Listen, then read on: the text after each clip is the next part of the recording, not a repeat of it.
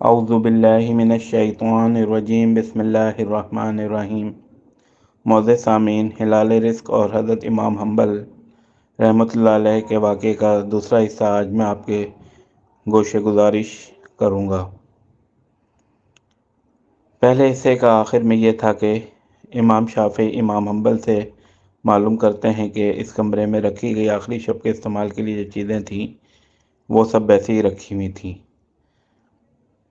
وہ بھی استعمال میں نہیں آئیں۔ کیا بات ہوئی؟ آپ پہلے تو ایسے نہیں تھے، کیا یہاں سے جانے کے بعد آپ کے مزاج میں کچھ تبدیلی آ گئی ہے؟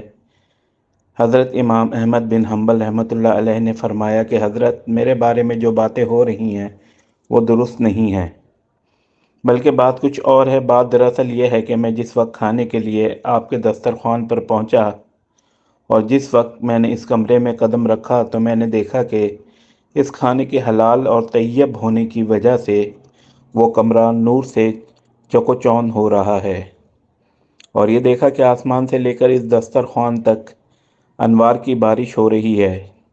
جب میں نے یہ صورتحال دیکھی تو میں نے سوچا کہ شاید اس سے زیادہ حلال اور طیب کھانا مجھے زندگی میں نہیں ملے گا، لہذا جتنا بھی زیادہ سے زیادہ اس کو کھایا جا سکتا ہے کھا لیا، اس لیے کہ اس کھانے کا ذرہ ذرہ ایمان کو اور دل کو روشن کرنے والا ہے۔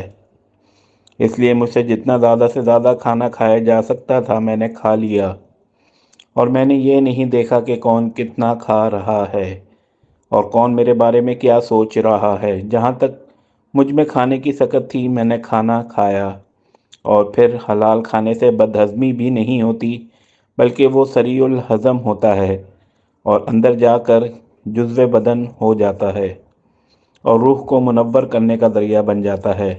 الحمدللہ میں نے اس کا اثر محسوس کیا، کیونکہ کھانا کھانے کے بعد نہ تو مجھے بدہضمی ہوئی اور نہ مجھے کوئی تکلیف ہوئی۔